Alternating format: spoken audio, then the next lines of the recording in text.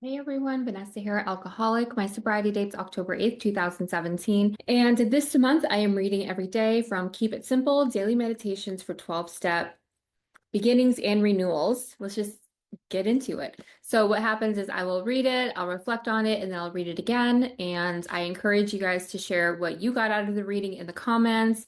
Also, don't forget, if you're not subscribed, please do subscribe and like this. I hate asking for that stuff, but it does help.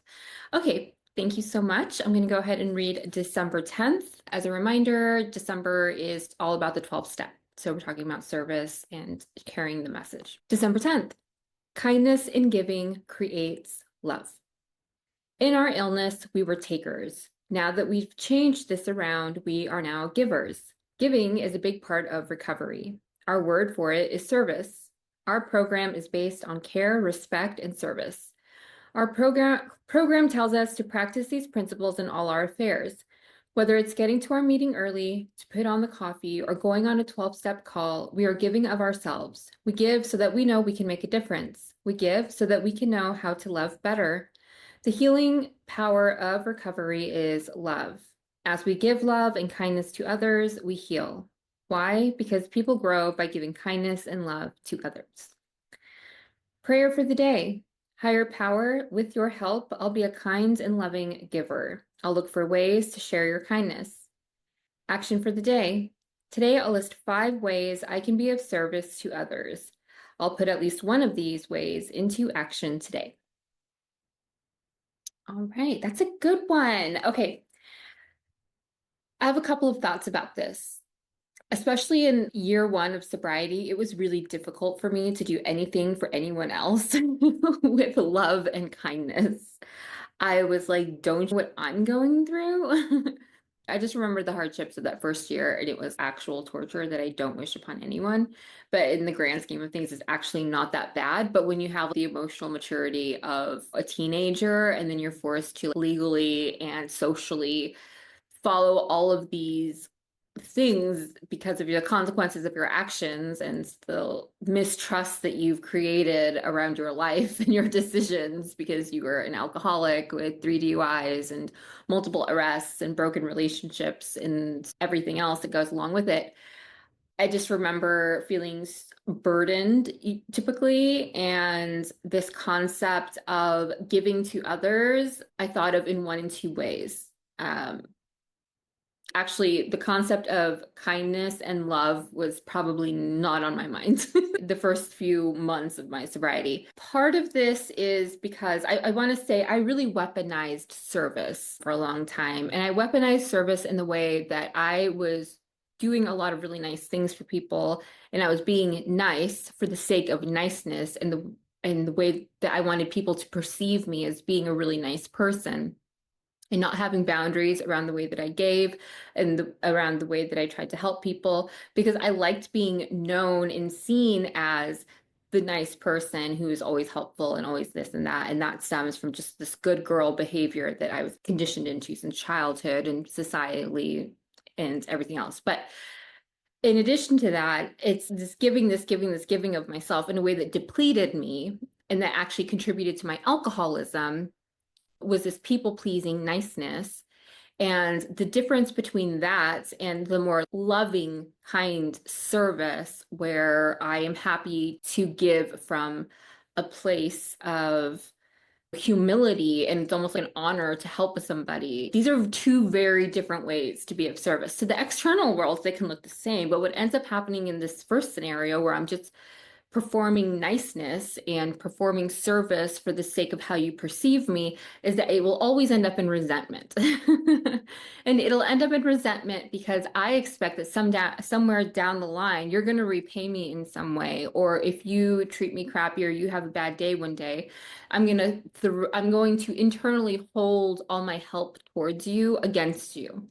And it will fester into resentment. And I can't believe that so-and-so treated me that way after I did this, and that for them. That was how I used to serve and give and be nice to people when I've been in my least healthy ways and even in active alcoholism, versus the kind of service and the kind of kindness and love that we create in recovery, which is where we're giving from a place of humility. Even if I do have to sacrifice my time or it's inconvenient in some way, now I can actually give from a place of service. And sometimes I will tell you that, and I've told my sponsees this, sometimes I don't want to sit across from them and have to read a book for an hour and a half and talk about drugs and alcohol. Maybe I'm dreading that period of having to sit with them. And I'm just like, why do we have to do this? I hate this. I hate this is my life. Of course, by the end of it, I'm always super just like, please. And I'm 100% honest of this because I am a human being. I don't appreciate having to do things in general. But this idea of reframing that and like, yeah, I get to do that. It's corny, but it's true. I actually get to do this. I actually get to help people in this way and take time from my day to help others like this. Oh my God, that is a freaking blessing. I have to actually tap into and get connected to God to sometimes muster up that kindness and love. Because sometimes I am depleted and I'm depleted sometimes life is just actually busy. I just have a lot of stuff back to back, or I am going through stuff. I remember when I was going through a lot of the grieving process and I had lost so many people, or if I'm struggling financially, or if I'm really worried about family or something like that, it can be difficult to then try to sit across from somebody who's complaining about whatever it is. And in those moments, I really can't muster it up superficially. Otherwise, I'm back at scenario number one where I'm just playing nice, right? I never want to come from a place of playing nice. I want to really give and serve and love others the way that God wants me to do that. And so in those moments before I'm meeting with a sponsee, if I've had a rough day, I will sit in prayer and meditation and just ask, beg God sometimes for that love and kindness so that I can be there to be of service to others from a place that is not just performative, but from a place that is genuine and authentic. And that the other person can feel, I can feel connected to that person, and that person feels and receives the love that God wants them to have. And it actually, that's where even I've been doing this more at work lately as well. I've always been one of my last places where I tend to still be pretty toxic is at work. So I'm applying all of this, right? Because we're supposed to be practicing these principles in all our affairs. Okay, now when somebody comes at me this way, how can I come from a place of love and kindness? Yeah, actually, it's actually not that difficult at all. And it makes my life a lot easier. It makes everyone else's job a lot easier. Why haven't I been doing this whole entire time?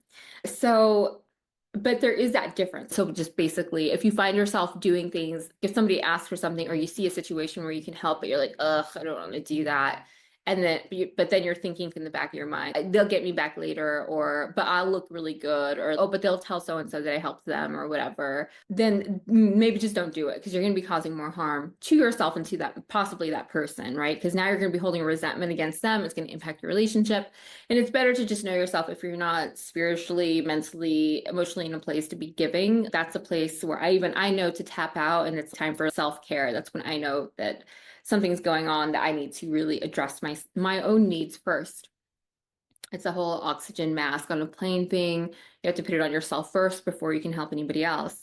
And in my alcoholism, I was not doing that. I was just giving, and it was running me to the ground and into mental hospitals, literally. I don't know. I don't think I was very good at explaining that, but I hope that makes some sense.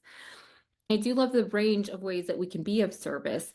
It doesn't have to be these grand gestures all the time. It literally can just be listening to how somebody's day went and genuinely being interested in it, being curious. And how did that make you feel? And what did that do for you? Do you need any guidance? Connecting with people is so helpful.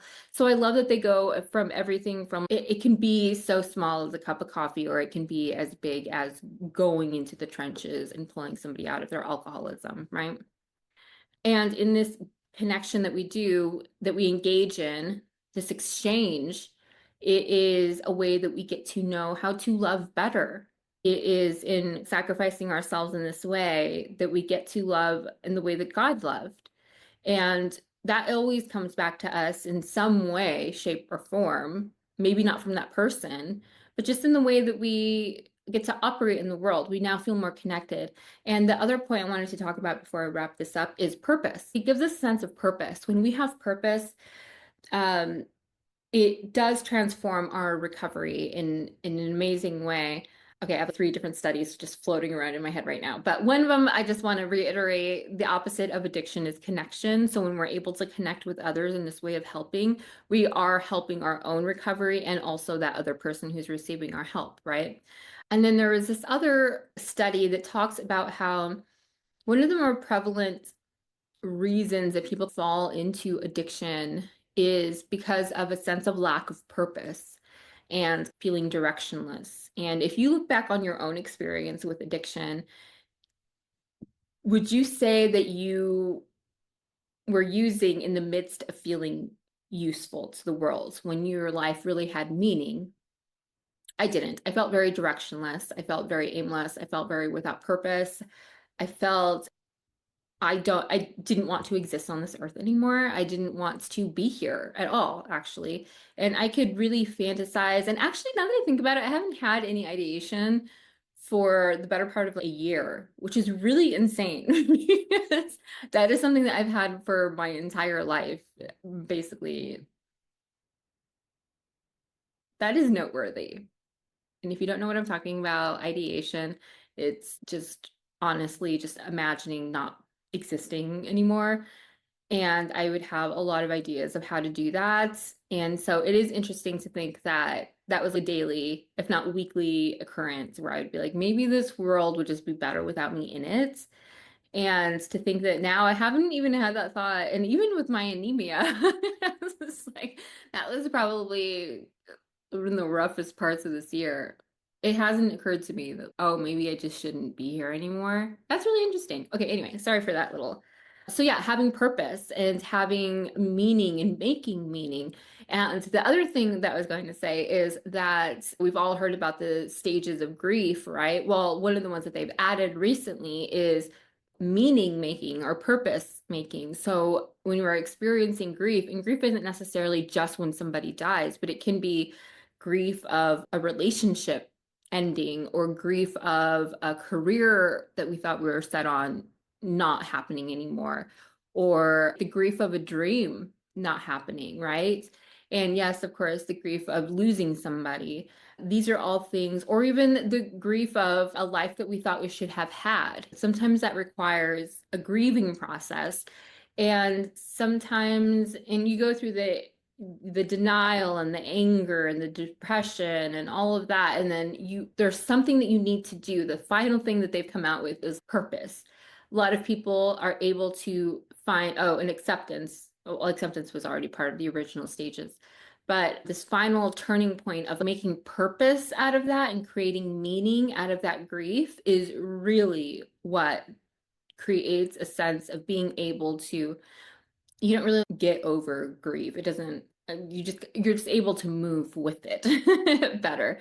And I know that I personally experienced that when everyone was dying. I just couldn't, as a former existentialist, a nightmare, I guess. I was just like, there really is no meaning to life. We really can just be gone at any second.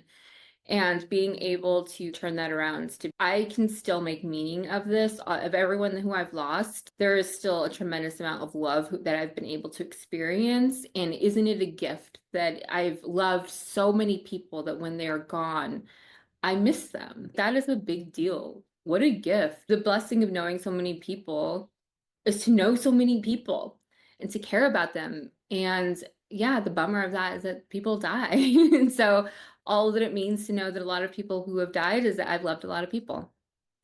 But that is besides the point. I'm going to go back and get back on the topic here. Kindness and giving creates love. In our illness, we were takers. Now that we've changed this around, we are now givers. Giving is a big part of recovery. Our word for it is service. Our program is based on care, respect, and service. Our program tells us to practice these principles in all our affairs. Whether it's getting to our meeting early to put on the coffee or going on a 12-step call, we are giving of ourselves.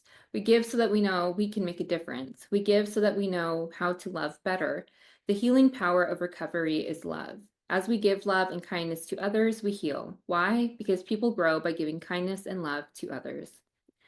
Prayer for the day. Higher power, with your help, I'll be a kind and loving giver. I'll look for ways to share your kindness. Action for the day. Today I'll list 5 ways I can be of service to others. I'll put at least one of these ways into action today. I can tell you one of those ways you can be of service. You can share your experience with me in the comments. I really appreciate reading your guys' comments. It's just so affirming of the connection that we have with each other. And I feel that's a really beautiful thing to be able to do on a site like YouTube. So, all right. I love you guys. Thank you so much for watching. And if you haven't yet, please do like and subscribe. I appreciate you so very much. Okay, bye.